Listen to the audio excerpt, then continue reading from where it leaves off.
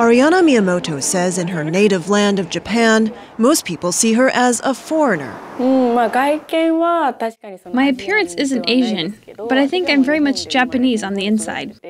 Miyamoto was born to a Japanese mother and an African-American sailor who left Japan when she was a child. In Japan, she's called a hafu, or half-Japanese. I don't think the equivalent word for hafu exists overseas, but in Japan, you need that word to explain who you are. In pictures from her childhood, with a friend, on the volleyball team, and in middle school, Miyamoto looks happy. But she says she was constantly bullied and called kurombo, the Japanese equivalent of the N-word. I didn't cope at all. I didn't tell my parents or my friends. I was the type to just keep it inside me. After 2 years getting to know her dad in Arkansas, Miyamoto returned to Japan and dropped out of high school. Then one day, a close friend who was also mixed race killed himself, inspiring her to find a way to speak out for other hafus in Japan. Miss Nagasaki. At 20, Miyamoto became the first half-black Japanese woman to be named Miss Japan.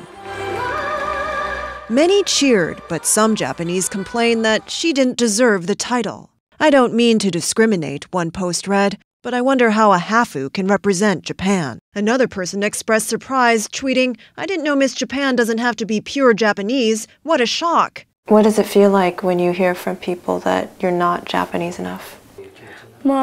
I ran for Miss Japan expecting some criticism, so it wasn't such a big surprise for me. But of course, those kinds of comments don't make me feel good, so I try my best to turn them into positive motivations. How much does Japan embrace diversity?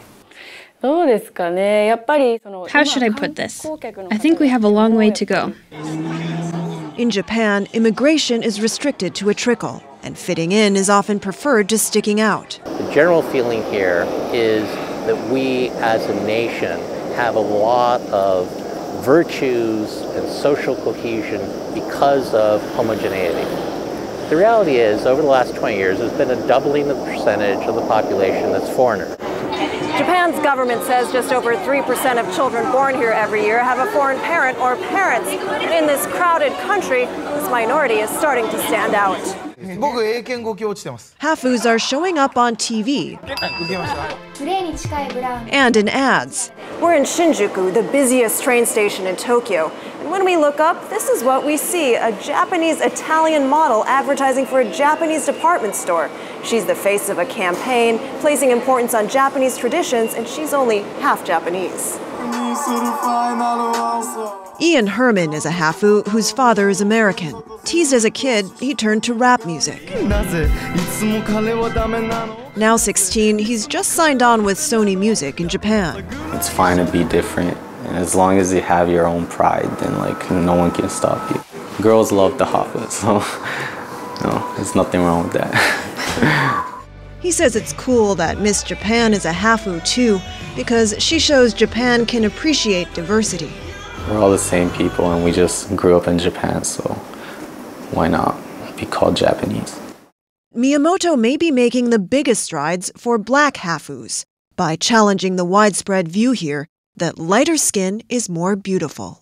I don't think much has changed, but in the future, I hope to see Japan more like America, where mixed-race people are commonly accepted. Do you have any advice for other young people who are feeling like they're not accepted because of their mixed-race background? I want them to think it's okay to be who you are. There isn't another you out there, and it's no fun when everybody's the same. So I would like for them to believe in themselves and don't care too much about what other people say.